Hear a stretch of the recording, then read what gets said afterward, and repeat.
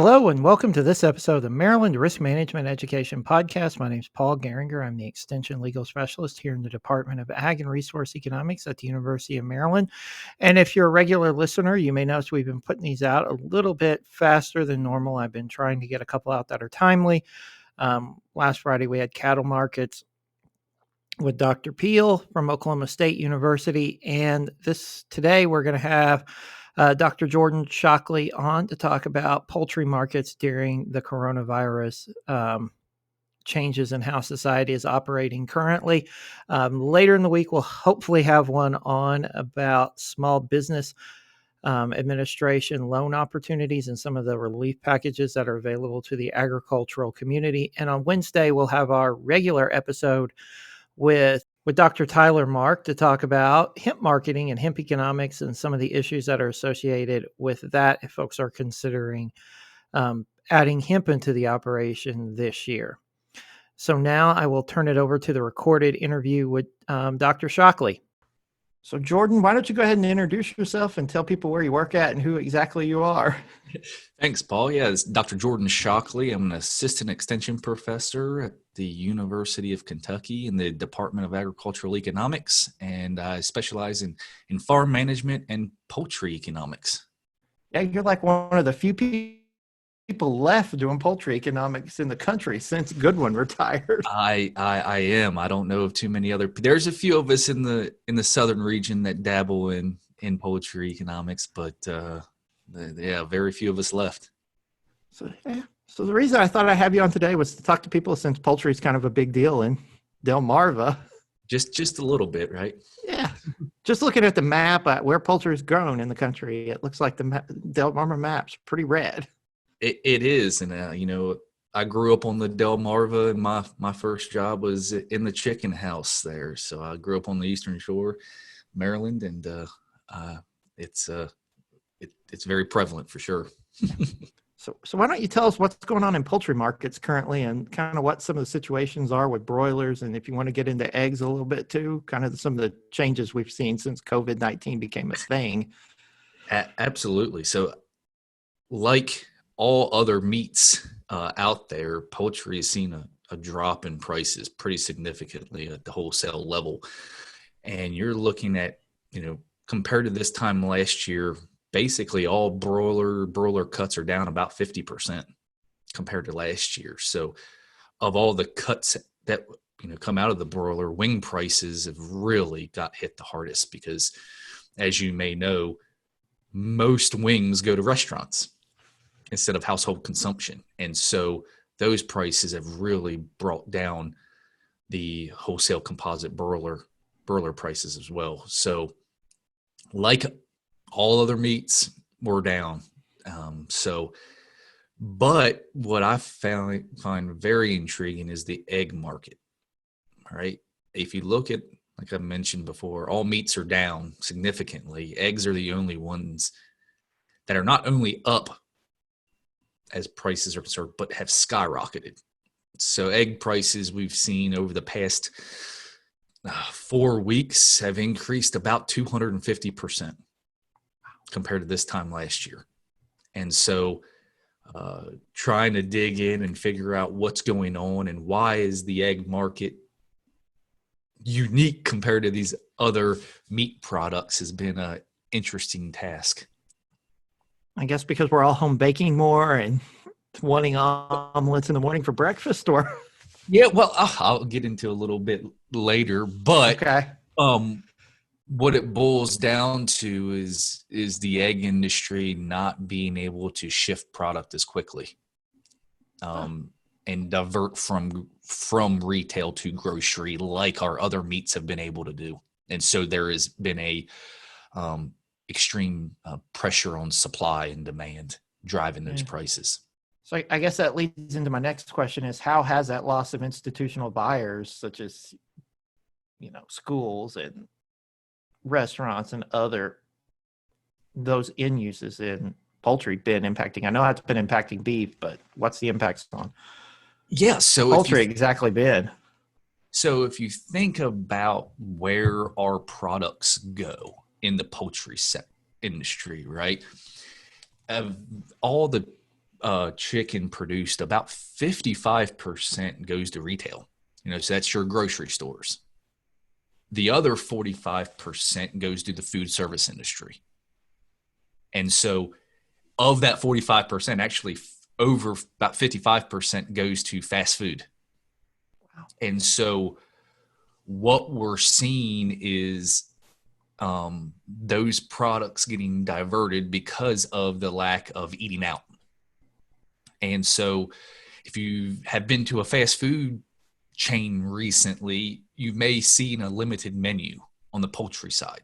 So you can no longer get those, what we'll call premium cuts, right? So if you go to McDonald's, you may not be able to get your chicken tenders, but you can get chicken nuggets, right? So you're seeing a limited or drop in demand, obviously, at eating in restaurants, and all of that product is getting diverted back to the grocery store level.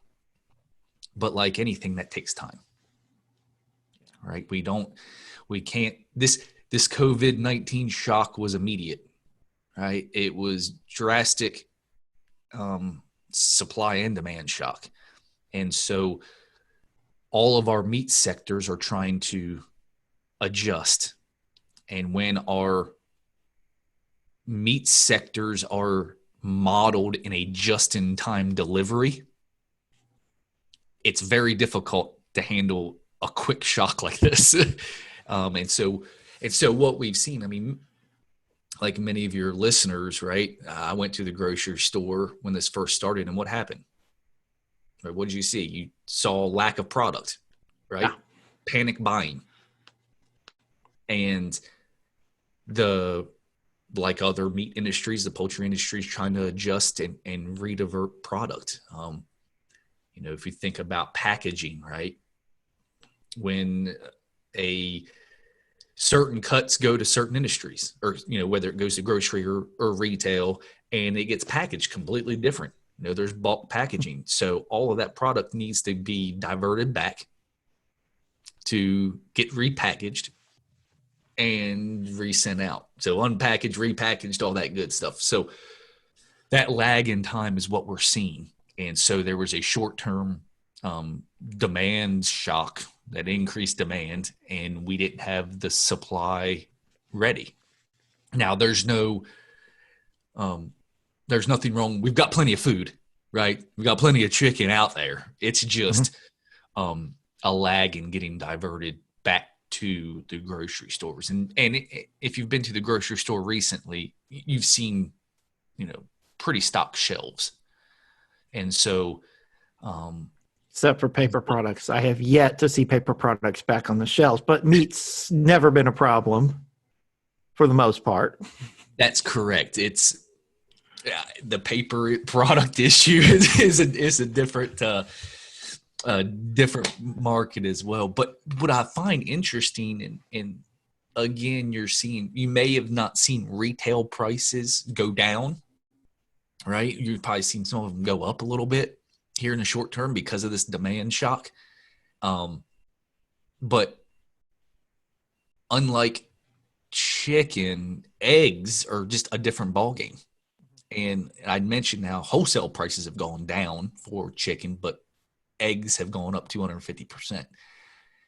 What's interesting is roughly 60% of the shell egg market. So the eggs are in the shell. 60% already go to grocery stores. So what would you think, right? You may think that, okay, the rest of the 40% goes to the restaurant industry, right? But that's not the case. Only 7% of shell eggs go to restaurants. Where's that other percent go to? You think about it, the other percent actually gets further processed into liquid eggs for liquid egg processes. Okay. Right? And so they're cracked out of the shell and they come in liquid form to go into fast food restaurants for, your Egg McMuffin. right? And so if you think about, there was an instant demand shock from consumers to buy eggs. Where is that diversion going to go? It's unlike the poultry and the chicken industry is you can take that product back, that other 45%. Well, you think about eggs and shell, it's really only 7%. And that couldn't make up the demand shock. And plus, there's also regulatory issues going on with eggs that are headed towards the restaurant industry. That's true. And there's also shelf life issues and regulations involved there. So what you've seen is a true lack of, supply there because you couldn't be diverted. And if you think about when a restaurant gets an order of shell eggs, right, it comes in pallets in like big boxes, right? And not your dozen you're used to buying at the store. So you've got to take out those eggs in those big packages and repack it into a dozen cartons. So you're seeing prices adjust accordingly in the egg industry. But luckily, we've seen a decrease over this past week in egg prices to kind of adjust back down. But in the weeks prior, it was up about 250% compared to last year. I know from talking to local people that sell eggs at farmers markets, the one thing that's truly hard to find right now, the dozen egg carton. There are none on the market because we're having to divert flats of eggs now to. That's another the retail market. Another limiting factor in the timing to be able to convert those products that were a just-in-time delivery to a restaurant industry back to grocery stores is the product packaging, right? You've also shocked that industry too. And so, yeah, I could see a huge shortage in, dozen egg cartons. Yeah. And like you're saying, if we look at this, it's a just-in-time delivery system. They have models that tell them logistically, I need a lot of chicken wings in the store by these certain sporting events or these weekends. Exactly. I need other stuff in the store, and there is no model to predict what exactly the food demand for COVID-19 is going to be. Yep. And I've read stories about. Yeah. And that Super Bowl spike in chicken wings and the Thanksgiving spike in turkey sales, right? I mean, who knew we were all going to be stuck at home for a month and a half and counting for some of us at this point. Yeah. So, I mean, I think, if, break out the cookbook and you can probably, if you learn how to cook chicken wings at home and higher end cuts of beef that went into the service industry, you probably will see some good prices here soon to be able to buy a much cheaper product at the grocery store. So, yeah. And I know looking at just the regulation part that I normally do, it looks like USDA and FDA are getting a lot more laxed on some of the labeling requirements. They can move that product in, but we still have the issue of it's in bulk. And unless you're going to Costco, Sam's, or another wholesale club, why do you want to buy in bulk? Exactly. And how are you going to put that on the shelf? And then you still got to do the breakdown issue that you may not be able to do in the store anymore because you don't have a meat market really. And especially something like eggs, right? Which less likely you're going to freeze eggs than freeze some chicken breasts, right? Yeah. So yeah, I think you've kind of hit upon this, but are there any other limitations that moving product meant for what I've been saying is industrial customers, more restaurants, schools, that type of stuff, to the grocery side? Is it mainly just the bulk packaging issue, or is it? We came into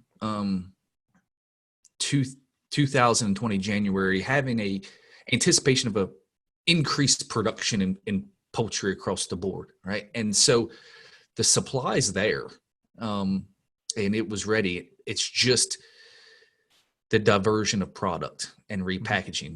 We talk. I saw a good example the other day about milk, right? Milk doesn't go to schools in a gallon jug. it goes in those small cartons for consumption. So diverting that milk product, and that's what we're seeing also in the milk industry too. So in the dairy industry. So it's just going to take some time.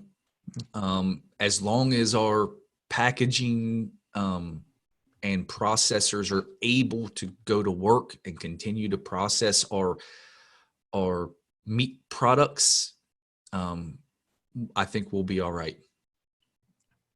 And then, so what short-term impacts do you see happening coming out of this? I think we're already seeing some on the Delmarva where we have depopulation of houses just to make up for that lack of restaurant market. Yeah, and that's, to me, that's short term.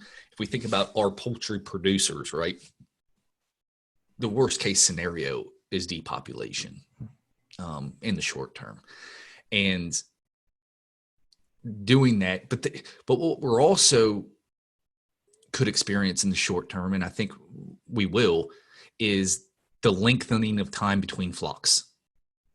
Right, instead of that 2 weeks, it may be 3 weeks or 4 weeks.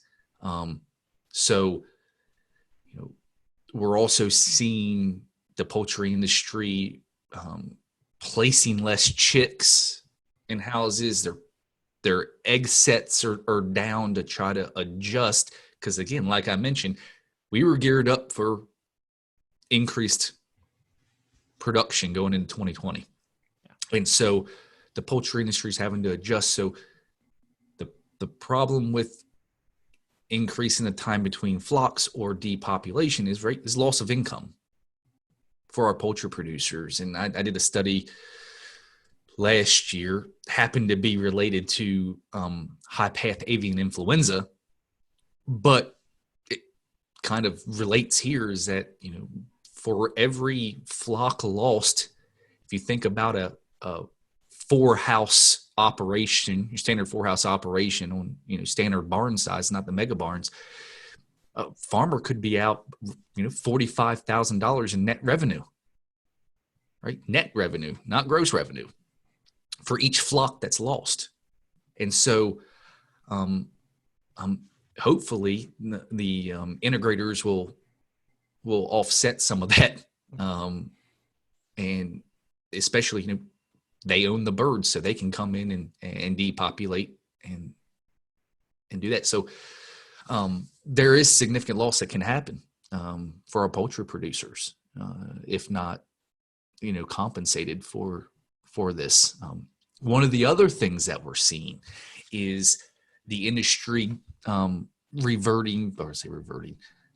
adjusting and are growing or sending out smaller birds. So if you have a contract where your contract is to grow, 7.5 pound birds, right? Our integrators may come in early and harvest and collect those, 5 pound birds, so weeks earlier.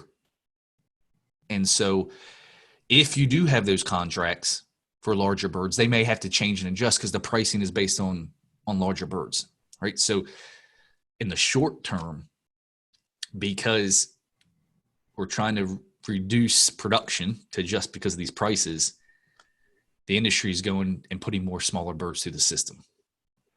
So it's a quick, adjusting bird size is a quick way to reduce production, and it gives more time to process those birds safely inside the processing facility. So those are some of the short-term impacts I've seen, or I anticipate, our producers seeing across the United States. And what about long-term impacts? I mean, there's really no way to probably tell what the long-term impacts are, because we don't know if people are going to go back to restaurants and eat, and how restaurant spacing will be in the future. But, what do you think they might be? So, yeah, long-term, fortunately, right, if we look at all our meats out there, poultry is the fastest reacting meat industry that can adjust to supply and demand shocks, right? Mm-hmm. Just simply because of the length of time to grow a bird and being able to adjust. I mean, we're seeing issues in the hog industry and with pork prices and cattle and being able to adjust. So the poultry industry can adjust a lot quicker, right? And still as a whole, we're anticipating, compared to last year, we're still forecasting an increase in production over last year, even with COVID-19. So now it's not going to be as large as an increase as when you and I met back in October, December, when we were doing the 2020 poultry outlook, but it still looks positive, which what I think is a good for the poultry industry. But long term, I think as economists, one of the things we worry about is going into a nationwide recession, right? And we don't know if that's going to happen or not yet, depending on how long this COVID-19 lasts and lockdown lasts. You're seeing some states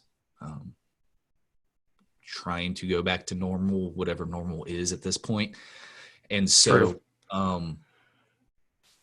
if a recession hits, it's going to impact the entire meat sector negatively, right? I mean, that's just the nature of a recession. But poultry is the lowest cost protein, right? And so the poultry industry will be impacted less than beef and pork, comparatively speaking, in the long term, if we have a recession. That makes sense. But I think, we're able to adjust. We've came into this with high production, and we're able to react. And I think that's the good thing about our industry is we can adjust, and we're seeing it. That is one good thing. So any other final thoughts you want to give us before we wrap up the interview? We have plenty of food. The food supply is there. Yes. I want to reiterate that, because there's been a lot of questions about the food supply, and there's plenty of chicken out there ready to be consumed. That's one thing that's never been out at the grocery store. Every time I go, it's chicken. Exactly, because hamburger meat might be gone that day, but there's always chicken. Exactly. And there's hamburger meat the next day. Yep. So as the old saying goes, eat more chicken. Exactly. All right. Well, thank you, Jordan, for coming on today. All right. You're welcome. Thank you again for listening to this episode of the Maryland Risk Management Education Podcast. Again, just a reminder, we'll have an episode out Wednesday, and then we'll have another one out Friday. We'll try to keep going with, a regular episode every other Wednesday.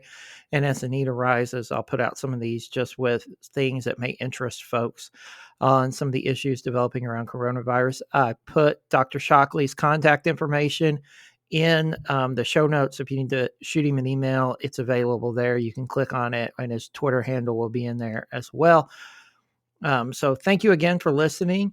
If you have any questions, please email me at lgoering@umd.edu, or you can tweet me or find me on Instagram at aglawpaul. Thank you again for listening, and enjoy the rest of your day.